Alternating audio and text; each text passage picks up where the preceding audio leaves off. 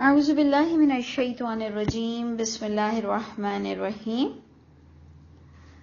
سورۃ الحج آیت نمبر 25۔ اعوذ باللہ من الشیطان الرجیم بسم اللہ الرحمن الرحیم۔ دیکھیے وہ جو ہم کو ایک کلیئر بات مل جاتی ہے کہ کیا واقعی اللہ کے گھر جو کہ پہلے دن سے تو تھا، لیکن پھر ابراہیم علیہ السلام جو درمیان کے نبی ہیں، کیا پھر ان کی بھی طرف سے کچھ آباد ہوا؟ تو ہم کہیں گے کہ ہاں بالکل، قرآن سے اس کیا یہ سب نشانیاں مل جاتی ہیں کہ 26 آیت سے ہم دیکھیں گے کہ وَإِذْ بَوَّأْنَا لِإِبْرَاهِيمَ، اور جب مقرر کیا ہم نے ابراہیم علیہ السلام کے لیے مکان بیت، مکان اس کا ترجمہ آئے گا کہ جگہ، بیت اللہ کی ہم نے مقرر کی تھی، یعنی ابراہیم علیہ السلام کے لیے بھی اللہ تعالیٰ نے مقرر کی تھی۔ اور کیا کہا تھا؟ مقرر کرنے کا مقصد بتایا جا رہا ہے کہ یہ کہ لا تشرک بی شیئا، یہ کہ نہیں تم شریک کرو گے میرے ساتھ ذرہ برابر بھی کسی چیز کو۔ تو باقاعدہ آپ کو مل رہا ہے کہ یہ اللہ کا اصول تو ہمیشہ سے ہی تھا، لیکن اللہ تعالیٰ نے پھر اس کام کو ابراہیم علیہ السلام کے ذمے لگایا، اور اللہ تعالیٰ نے فرمایا کہ یہاں تم بسو گے، رہو گے، اور سب سے جو موسٹ امپورٹنٹ ان کو کام دیا گیا کہ کوئی بھی شرک نہ کرے۔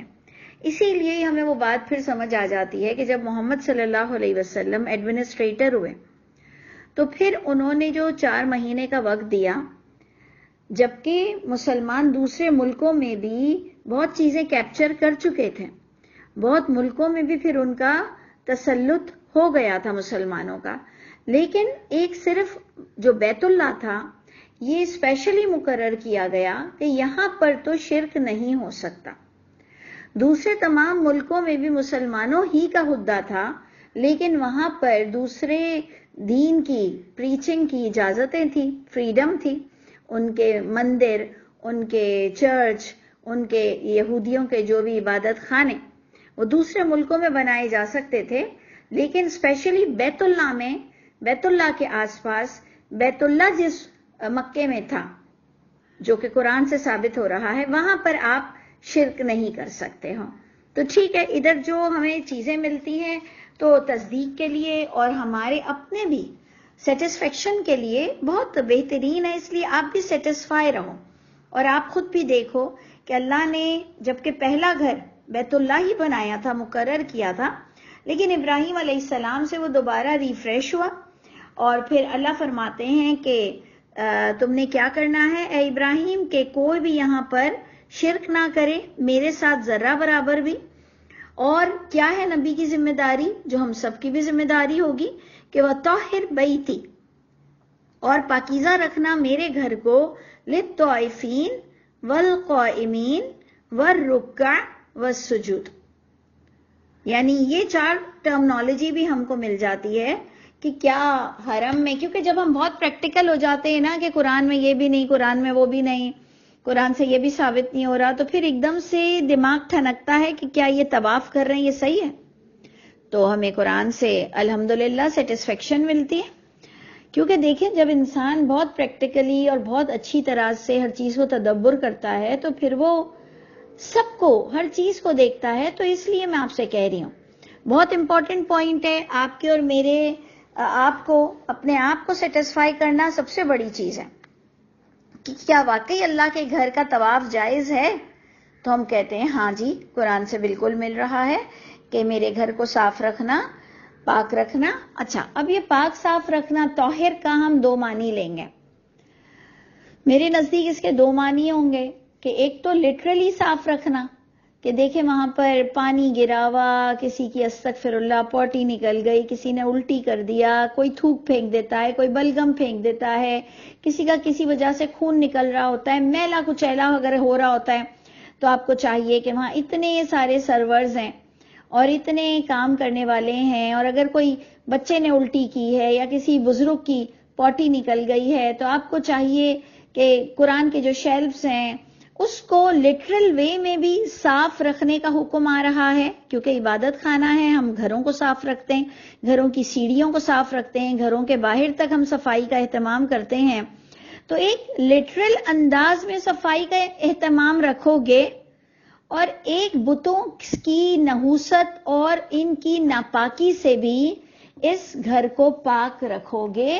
اس کو بھی نا ایکچولی جو ہم پڑھتے ہیں کہ مشرک نجس ہیں، جو آپ اور میں قرآن میں پڑھتے ہیں کہ مشرک نجس ہیں، تو اس پر ہم جب ترجمہ اٹھاتے ہیں کہ نجس کا مطلب یہ نہیں ہوتا کہ وہ ہاتھ لگانے سے ناپاک ہوں، بلکہ وہ بڑے صاف ستھرے ہوتے ہیں. پارسی، ہندو، یہودی، کرسچن، اگر آپ ان کے گھروں پر گئے ہوئے ہوں تو بہت بہت بہت زیادہ یہ لوگ صاف ستھرے لوگ ہوتے ہیں. کچھ ہماری طرح ہوتے ہوں گے سب میلے بھی، لیکن پوائنٹ از دیٹ کہ ایک تو ظاہری صفائی ہے اور ایک ہے وہ جو عقیدے کی صفائی ہے. تو اس کو آپ دونوں طرح سے لے لو کہ اگر آپ کو اور مجھ کو بھی انشاءاللہ جب کبھی بیت اللہ جانے ملے تو آپ کی بھی ذمہ داری ہے. ارے خود نہ کرو تو کم از کم گروپ بنا کر کھڑے ہو جاؤ گندگی کے پاس اور پھر کسی سرور کو بلا کر صفائی کا اہتمام رکھو، شیلف صاف کرو، چیزیں اٹھا لیا کرو. کوئی پنز گری ہوئی ہوں، ٹیشوز بندے پھینک دیتے ہیں، گلاسز پھینک دیتے ہیں، پانی پھینک دیتے ہیں، کتنے لوگ اس میں گر جاتے ہیں. تو ہر لحاظ سے اللہ مجھ کو اور آپ کو وہاں جانا بھی نصیب کرے اور یہ کام کرنا بھی نصیب کرے. تو پاک رکھا کرو، بتوں کی پلیتی سے بھی، اور صفائی ستھرائی کا بھی انتظام رکھوا. میرے گھر کو طواف کرنے والوں کے لیے، قیام کرنے والوں کے لیے، اس کا مطلب وہاں طواف بھی ہوتا ہے، وہاں قیام بھی کیا جاتا ہے. اور قیام میں دو قیام ہے، ایک اعتکاف والا قیام ہے اور ایک ہم جو نماز میں کھڑے ہوتے ہیں اس کو بھی قیام کہتے ہیں. ٹھیک ہے، تو ان کے لیے بھی پاک صاف رکھا کرو، رکوع کرنے والوں کے لیے اور سجود کرنے والوں کے لیے بھی ان تمام اس گھر کو پاک رکھا کرو. اب جناب بڑی سمجھنے والی آیت آئی ہے کہ آپ کو لفظ پر غور کرنا ہے، جو سمجھنا بہت ضروری ہے، کہ جس سے آپ کا جو ایک عقیدہ ہمارا بن گیا ہے نا کہ یہ صرف محمد صلی اللہ علیہ وسلم کے ماننے والوں کا کعبہ ہے، جس کی وجہ سے کیا ہوا ہے کہ ابراہیم علیہ السلام، موسیٰ اور عیسیٰ علیہ السلام والے لوگ بھی جو یہودی، عیسائی، اہل کتاب اور ہندو کہلاتے ہیں، یہ سب بھی کعبے سے چڑھتے ہیں، کیونکہ ہم نے پورٹری ایسا کر دیا ہے، ہم نے ان کو ایسا دکھا دیا ہے کہ جی یہ تو سعودیوں کا ملک ہے اور یہاں پر محمد صلی اللہ علیہ وسلم کے بس ماننے والے آئیں گے. یہ یہودیوں کے خدا کا گھر نہیں، یہ عیسائیوں کے خدا کا گھر نہیں، یہ ہندوؤں کے تو خدا کا گھر ہی نہیں ہے. تو ان کو پھر چڑ آتی ہے اور وہ ہم کو نقصان دینے کی کوشش کرتے ہیں. اگر ہم یہ بات سمجھا دیں کہ سب پہلے ادھر ہی رہتے تھے تم سب، اور تم سب کی بھی عبادتیں اسی بیت اللہ میں ہوتی تھیں، تم سب فرقے فرقے بھی ہو کر اندر ہی بیٹھے ہوئے تھے، تم نے جب اللہ کی اولاد بنائی ہوئی تھی نا عیسیٰ کو، تب بھی تم یہیں بیٹھے ہوئے تھے، کیونکہ جب محمد صلی اللہ علیہ وسلم، اور یہ میں بڑی ذمہ داری سے بول رہی ہوں، اگر کوئی مجھے کہتا ہے نا کہ کیوں تم اس وقت موجود تھی، تو میں کہتی ہوں کیوں تم موجود تھے. تو جو مجھے سمجھ آ رہا ہے وہ میں بول رہی ہوں، تمہیں نہیں سمجھ آتا تو میری بات نہ سنو. تو جناب جب محمد صلی اللہ علیہ وسلم آئے تو اہل کتاب کے دونوں گروہ ادھر ہی موجود تھے اور ان کی عبادتیں ہوتی تھیں، اور مشرکین مکہ بھی ادھر ہی موجود تھے اور یہ ان کے بھی خدا کا گھر تھا، یعنی یہ سب کے خدا کا گھر تھا، یہ وہاں عبادتیں کرتے تھے. محمد صلی اللہ علیہ وسلم نے جب ان کو شرک کی ممانعت کی تو یہ اتنے دور ہو گئے کہ اب ان کے بچوں کو یہ تعلیم اصلی والی تو ملی نہیں ہے، جیسے مجھ کو اور آپ کو بھی اصلی تعلیم تو ملی نہیں کہ ہم حنفی شافعی بن گئے. ہم نے محمد صلی اللہ علیہ وسلم کی قبر پر پکارنا بھی شروع کر دیا، اصلی تعلیم تو نہیں ہے نا ہماری. اور آپ دیکھیں جتھے کے جتھا جاتا ہے وہاں محمد صلی اللہ علیہ وسلم کی قبر پر اور ان کو قبر میں زندہ جانتا ہے، تو یہ بھی تو نبی کی تعلیم نہیں ہے نا. تو بابا ذرا ہوش میں آنے والی بات ہے، ہوش میں آ کر سوچو کہ یہ بھی ان کے بھی خدا کا گھر تھا. آج ہم نے ان کو اتنا دور کر دیا، اور یہ میں آپ کو جو ادھر اتنی باتیں کر رہی ہوں اس میں آپ کو ابھی بار بار ملے گا، ناس کو بلاؤ، ناس کو، مومنوں کو صرف نہیں بلاؤ حج کے لیے. آپ نے ادھر غور کرنا ہے کہ وَأَذِّن، یہاں سے ذرا سا غور کیجئے جو میں نے آپ سے بات شروع کی تھی کہ بہت انٹلیکچل پوائنٹ ہے کہ وَأَذِّن، اذان دو. اذان کا مطلب کیا ہوتا ہے؟ حی علی الصلاح، حی علی الفلاح، بلانا، صلاۃ کی طرف آؤ، فلاح کی طرف آؤ، اس کو ہم اذان کہتے ہیں. اذان کا مطلب ہوا بلانا. تو اذن اور اعلان کرو، بلاؤ. فی الناس، پوائنٹ ٹو بی نوٹڈ، فی الناس، یہ میں آپ کو بتانا چاہ رہی ہوں کہ اللہ تعالیٰ نے کہا تمام لوگوں کو بلاؤ حج کے لیے. یا تو کا، وہ آئیں آپ کے پاس، رجالن و علی کلی ضامر. اس کو بھی بڑا سمجھنا ہے، بڑا غور سے تھوڑا سا کانسنٹریٹ کیجئے کہ لیز پوائنٹ بتایا جا رہا ہے. اونچائی والی بات نہیں بتائی جا رہی ہے کہ ایروپلین میں آؤ اور خوبصورت بوٹس میں آؤ. جو بالکل کم ترین درجہ ہے نا، اس کو لے کر کہا جا رہا ہے، جس سے پتا چلا کہ بڑے لوگ تو آئیں ضرور، چھوٹے بھی آئیں. ذرا میری بات کو پلیز کانسنٹریٹ کرو کہ جب بولا یہ جاتا ہے نا کہ ارے بابا غریب سے غریب بھی آئیں، تو اس کا مطلب امیر کو تو آنا بہت ضروری ہے. انڈرسٹینڈ؟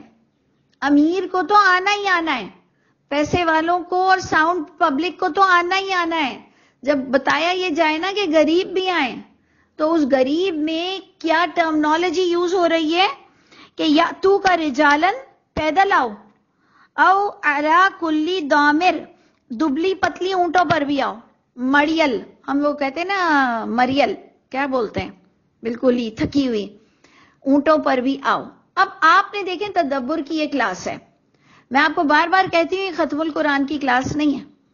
یہاں میں نے اور آپ نے حج کو فوکس کرنا ہے. اس وقت ریسرچ اب کس پر ہو رہی ہے؟ ناس پر. اب ہم نے ریسرچ کرنا ہے حج، ناس اور غریب پبلک کی طرف اشارہ کیا گیا، یعنی امیر تو آنے ہی آنے ہیں. انڈرسٹینڈ؟ ہمارے یہاں تو پتہ نہیں کچھ اور ہی بولا جاتا ہے کہ ایک ہی حج فرض ہے، ایک ہی دفعہ حج کرنا ہے، آپ لوگ ہر دفعہ کیوں جاتے ہو؟ پتہ نہیں ہمارا دین تو کہاں کھو گیا ہے. اور پھر یہودی عیسائیوں والا چکر بھی ادھر ہمیں دکھ رہا ہے. سب کے خدا کا گھر ہے. وہ کہتے ہیں نا ایک سگی ماں جب کھو جائے نا تو پھر اس کی محبت ختم ہو جاتی ہے، یعنی وہ دور چلی جائے نا تو پھر بچے اتنے پریکٹیکل ہو جاتے ہیں بغیر ماں کے رہنے کے کہ ان کے اندر سے وہ ماں باپ کی طلب ختم ہو جاتی ہے. کیونکہ دور ہونے سے، وہ ہماری ساسیں اور دادیاں کہتی تھی نا کہ ماں دور ہونے سے دل بھی دور ہو جاتے ہیں. تو ہمیں سمجھ نہیں آتا تھی یہ بات کہ ہاں یہ بڑی عورتیں یہ بول رہی ہیں کہ جہاں تم دور ہوئے تو دل بھی دور ہو جائیں گے. اب واقعی یہ چیز نظر آتی ہے کہ یہودی عیسائیوں کے بچوں کے دل بھی دور ہو چکے ہیں کہ یہ ان کے خدا کا گھر نہیں، ان کو دیکھنے کی خواہش نہیں، بلکہ یہ ہم سے کسی نہ کسی طرح بدلے نکالنے کی کوشش کرتے ہیں. یہ چاہتے ہیں کہ حج کے دنوں میں کوئی بڑا بلنڈر ہو جائے جس پر یہ خوش ہوں، یہ ہماری تعداد دیکھ کر بھی نفرت کرتے ہوں گے، یہ ہم پر ہنستے ہوں گے، کیونکہ ان کے دل میں یہ بات ہی نہیں ہے کہ یہ ان کے خدا کا بھی گھر ہے اور انہیں بھی یہاں جانا چاہیے اور انہیں بھی یہاں طواف کرنا چاہیے. تو یہ ساری سازشیں ہیں. یہ سارا جو دنیا ہے نا، یہ پالیٹکس کر رہی ہے پوری دنیا. اور اللہ فرما رہے میں تم کو اللہ کی کتاب سے لوگوں کی خیانت کھولوں گا.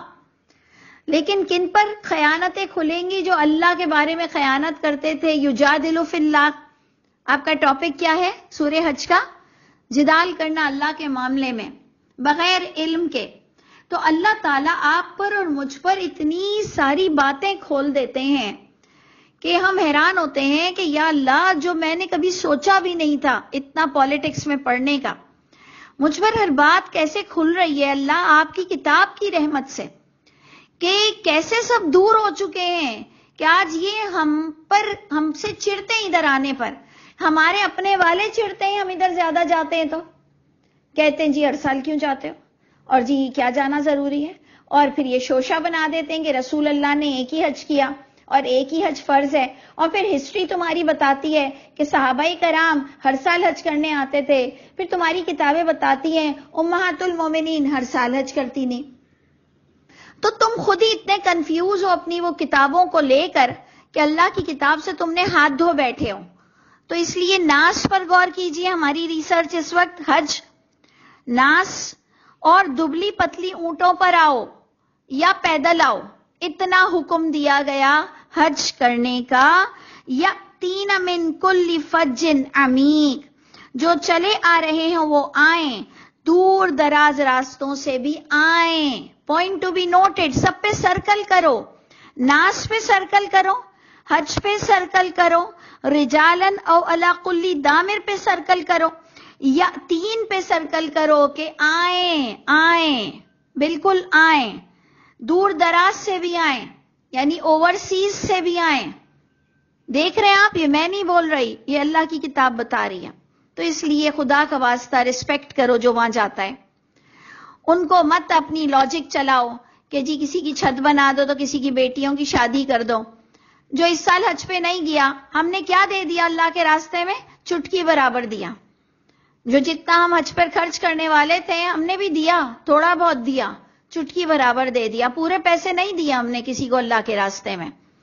اور آپ خود دیکھیں کہ جہاں دبئی جا رہے ہیں اور کینیڈا جا رہے ہیں اور آسٹریلیا جا رہے ہیں، تو تب تم نہیں کہتے ہو کہ چھت بنا دو اور شادیاں کروا دو بچیوں کی. تب تم کہتے ہو واہ ماشاء اللہ. اور پاکستان ٹور آپ نے دیکھا، پورا پاکستان بھر گیا ہے پاکستان ٹور سے. تب نہیں کہہ رہے ہو چھت بنا دو اور فلاں کر دو. کہا ہاں ہاں دیکھو پاکستان کتنا خوبصورت ہے. تو اس لیے خدا کا واسطہ اللہ کے گھر کی عزت کرو، اور اللہ کی کتاب کیا بول رہی ہے اس کو غور سے دیکھو کہ دبلی پتلی اونٹوں پر بھی آئیں، پیدل آئیں اور دور دراز سے بھی آئیں، لیکن آئیں. لوگوں کو اعلان کرو حج کا. اور آگے کیا آ رہا ہے؟ لیشہدو، تاکہ وہ تمام لوگ آ کے مشاہدہ کریں. لیشہدو، تاکہ وہ تمام لوگ مشاہدہ کریں اپنی منافع کا. منافع کو بھی ہم دو کلاسیفیکیشن کر دیں گے. ایک منافع کچھ لوگوں نے ادھر آگے کی آیت سے جوڑا کہ جی منافع ہے کہ جی یوں جانور کٹ رہے ہیں، کھاؤ پیو. ہم نے کہا یہ منافع تو ہمیں نظر نہیں آ رہا، یہ تو چھوٹا سا منافع ہے کہ بوٹیاں کھاؤ. منافع تو یہ ہے کہ تمہیں کتنی رحمتوں سے اللہ نوازیں گے اور تمہیں کیسا پاک صاف کریں گے. اور یہ دیکھیں، یہ بلیو ہوتا ہے، یہ ایک کانسیپٹ ہوتا ہے. جیسے میرا ایک کانسیپٹ ہے کہ جب میں اللہ کے لیے یہ اتنے بجے لوگوں کے لیے سٹک رہوں گی، میں اپنی انٹرٹینمنٹ، اپنی لنچ پارٹیز، اپنے فرینڈ سرکل کو دوپہر میں نہیں بلا سکتی ہوں کیونکہ میرا درس ہے. تو میرا اللہ مجھے کئی بلاؤں سے دور رکھے گا، کیونکہ میں یہاں پر تھوڑی سی پریزنٹیشن دے دوں گی. اور میں اپنی بچیوں کو بھی یہی کہتی ہوں کہ اللہ کے راستے میں تھوڑا وقت لگاؤ تو اللہ انشاءاللہ تم لوگوں کو اپنے بچوں میں اور اپنے گھر میں سکھ دیں گے، کیونکہ تم نے ایک قربانی دی اللہ کے راستے میں. تو میرا تو یہ ایمان ہے کہ حج اور عمرے کی بھی جب کوئی قربانی دیتا ہے نا، کیونکہ دیکھیں نہ وہاں پر اچھی شاپنگ ہے اور نہ ہی وہاں پر آپ جاتے ہو تو بیمار بھی ہو کر آتے ہو، لیکن آپ صرف اگر اللہ کی رضا کے لیے حج کرتے ہو تو اللہ کی رضا کے لیے جب راستہ طے کرتے ہو تو انشاءاللہ اس کا بہت اجر ملے گا، کیونکہ وہ سراسر پوری کے پوری اللہ کی رضا حاصل کرنا ہوتا ہے. کچھ لوگ کہتے ہیں جی فیشن ہو چکا ہے. فیشن کیا ہو چکا ہے؟ کیا بیتو کی باتیں کر رہے ہو؟ فیشن ہو چکا ہے عمرہ حج. کیا ملتا ہے وہاں پر؟ خوبصورت ہو کر آتے ہیں، بلکہ اور کالے ہو کر آتے ہیں پورے سن ٹین میں.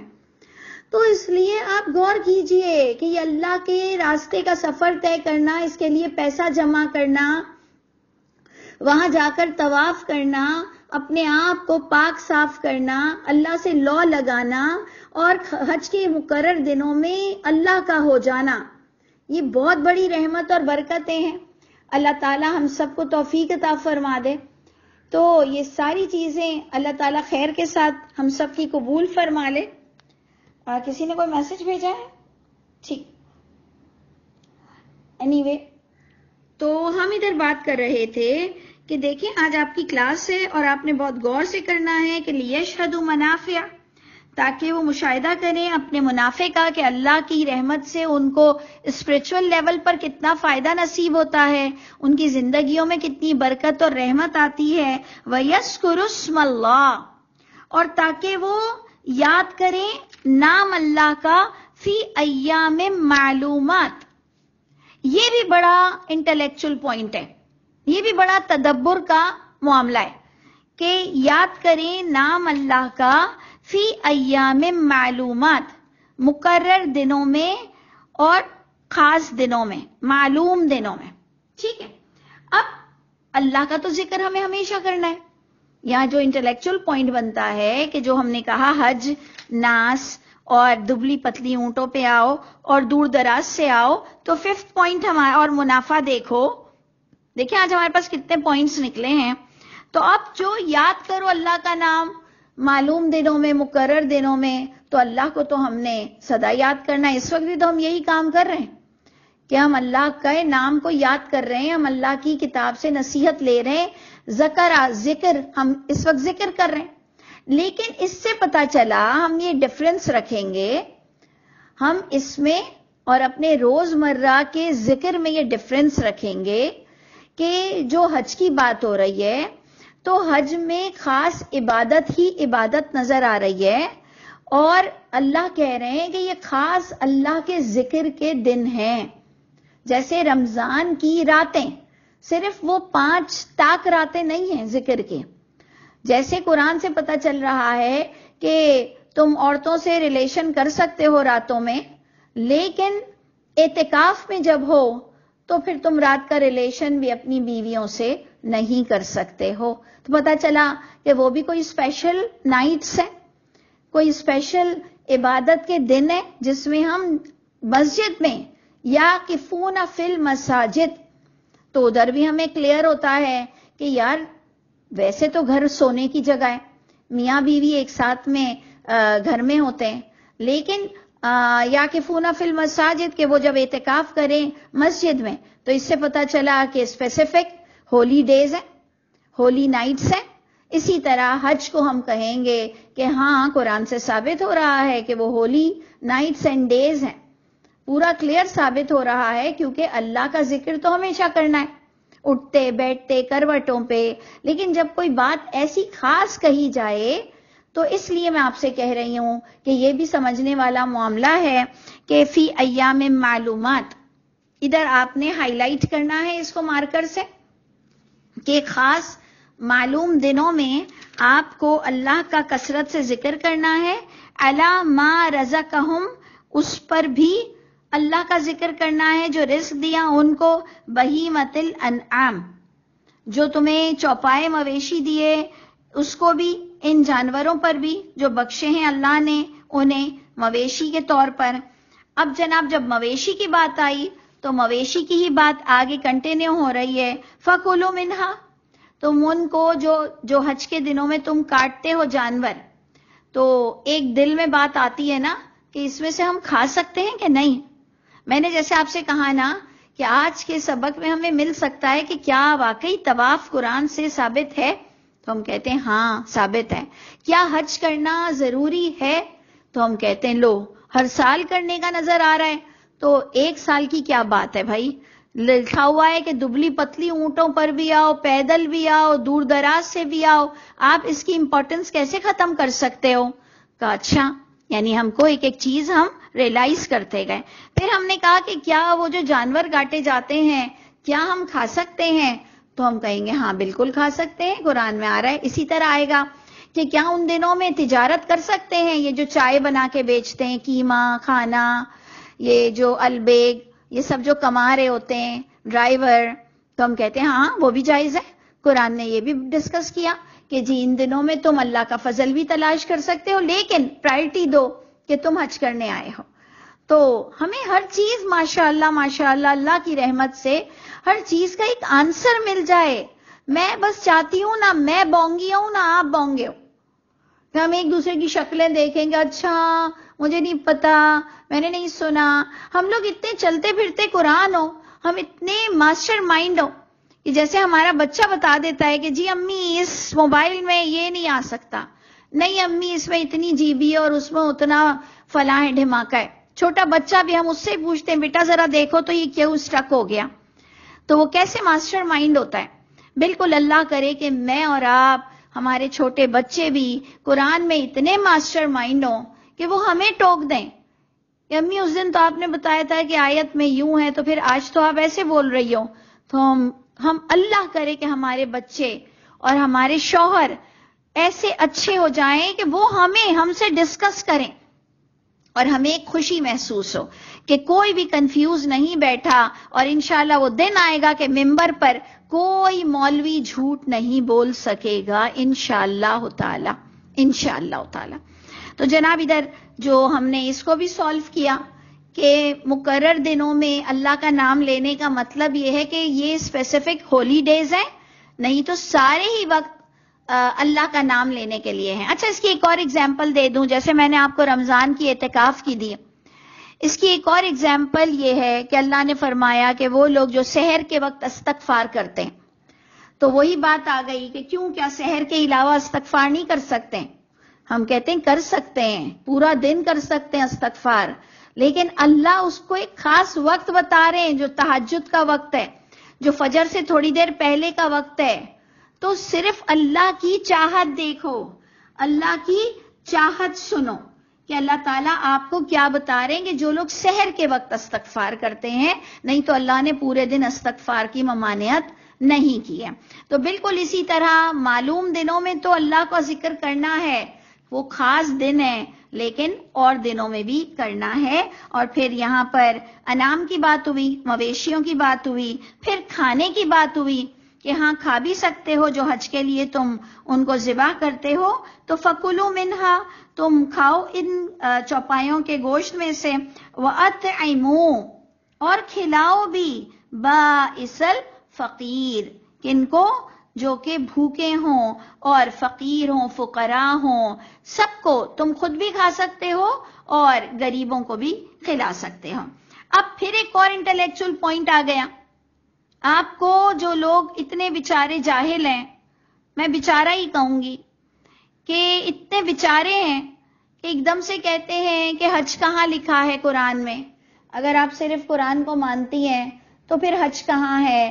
تو میں کہتی ہوں خدا کے بندو، 2 منٹ ذرا آ کر ٹائم دے دو نا، احرام بھی لکھا ہوا ہے، عرفات بھی ہے، مزدلفہ بھی ہے، پھر مزدلفہ سے واپسی پر آپ کے لیے قربانی ہے، اور پھر اس کے بعد آپ کے بال کٹنے ہیں، اور اس کے بعد آپ کو کعبے کا طواف کرنا ہے، پوری حج آپ کے پاس ہے، اور پھر یہاں تک کہہ دیا گیا کہ 2 دن میں چھوٹی سے چھوٹی حج ہو جائے گی، کوئی گناہ نہیں۔ اور یہی 6 کاموں کو، ان میں سے جو آخر کے ہیں کہ قربانی، بال کاٹنا اور بیت العتیق کا طواف، اس کو تم اگر ایکسٹینڈ کر دو، زیادہ دن میں کر لو، تب بھی کوئی گناہ نہیں۔ کیا ایسے افسوس ہوتا ہے کہ یہ قرآن سے چڑھتے ہیں یا ہم سے چڑھتے ہیں؟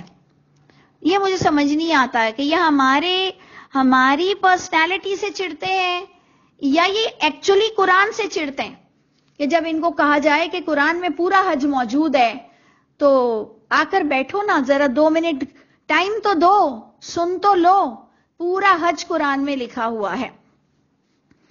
اس میں اگر نہیں لکھا ہوا تو شیطان کو مارنا نہیں لکھا ہوا، اور الحمدللہ ہم مارتے بھی نہیں ہیں۔ اللہ ہم سب پر رحم فرمائے اور ہم سب کو قرآن کے ساتھ رہنمائی نصیب فرما دے۔ تو جناب اب ادھر کیا آیا؟ اب جناب بہت اچھا سا اس کو ایک اور پوائنٹ کو پڑھ لیں، جو بیت العتیق کا لاسٹ طواف لکھا ہے نا، اس کی طرف اشارہ ہے کہ ثم یقدو تفثہم، ثم پھر یقدو، وہ جو قدا میں ہمارا ترجمہ آتا ہے کمپلیٹ کرو، پھر چاہیے کہ کمپلیٹ کرو، دور کرو، تفثہم، تفثہم کا مطلب ہے اپنا میل کچیل۔ تو دیکھیں جیسے ہم نے آپ سے کہا تھا نا طاہر، اسی کا اپوزٹ آ رہا تھا، میل کچیل کا اپوزٹ طاہر آ رہا تھا پیچھا، کہ وطاہر بیتی للطائفین۔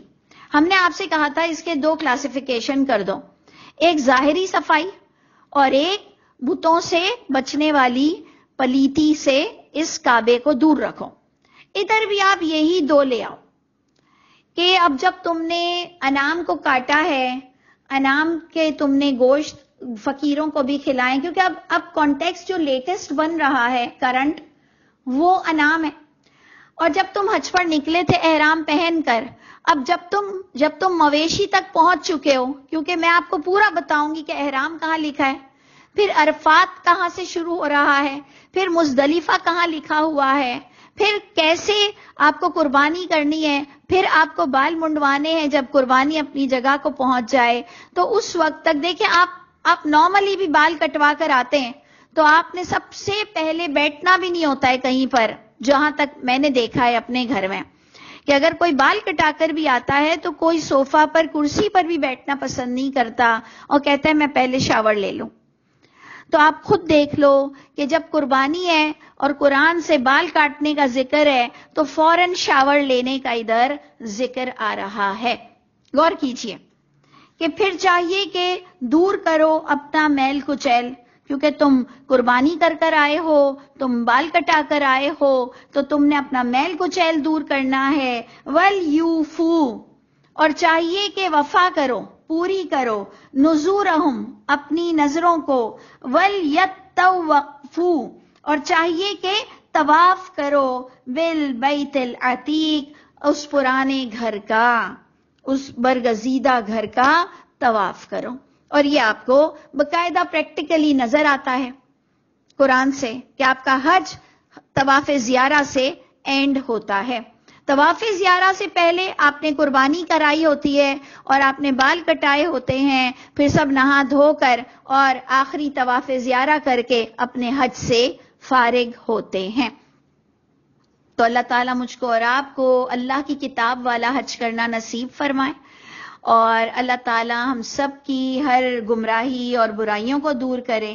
اور اسی کے ہی ساتھ آپ نے آگے بھی انشاءاللہ پڑھنا ہے، لیکن ایک آیت کے ساتھ ہم اینڈ کرتے ہیں کہ ذالکہ کا مطلب کیا ہے؟ یہ تمام پروسیس کا بتایا جانا، یہ تمہیں حج کے معاملے کو بتایا جانا. تو جو تعظیم کرے گا اللہ کی حرمتوں کی، جو تعظیم کرے گا بیت اللہ کی، جو تعظیم کرے گا حج کی، جو تعظیم کرے گا ان باتوں کی، عزت کرے گا، فَهُوَ خَيْرٌ لَهُ، پس وہ بہترین ہوگا اس کے لیے اس کے رب کے نزدیک. اور حلال کیے گئے ہیں تمہارے لیے مویشی جانور، الا ما یتلا علیکم، سوائے جو تلاوت ہو گئے تھے تم پر کہ کیا حرام ہے.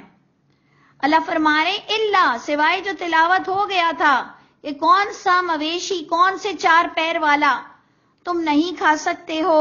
اور کیا کرو؟ فَاجْتَنِبُوا رِجْزَ، بچا کرو، اجتناب کیا کرو، رِجْزَ مِنَ الْأَوْثَان، اس پلیتی سے جو بتوں کی عبادت والی پلیتی ہے، جو بتوں کو کچھ اتھارٹی دینے والی پلیتی ہے، اس سے تم، اس کو بھی دیکھیں رِجْز کہا گیا، اس پلیتی سے بھی بچو. وَاجْتَنِبُوا، اور بچا کرو، قَوْلَ الزُّورِ، جھوٹ بات سے.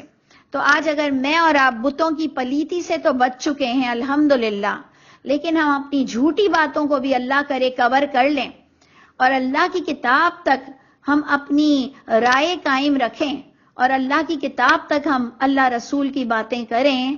اللہ ہم کو ہر جھوٹ سے بچا لے، دنیاوی جھوٹ سے بھی بچا لے، گھر میں بھی جھوٹ سے بچا لے، ہر معاملے میں اللہ ہمیں سچائی نصیب فرمائے. اللہ تعالی ہم سب کے حامی و ناصر ہوں. سبحان ربک رب العزت عما یصفون وسلام علی المرسلین والحمد للہ رب العالمین.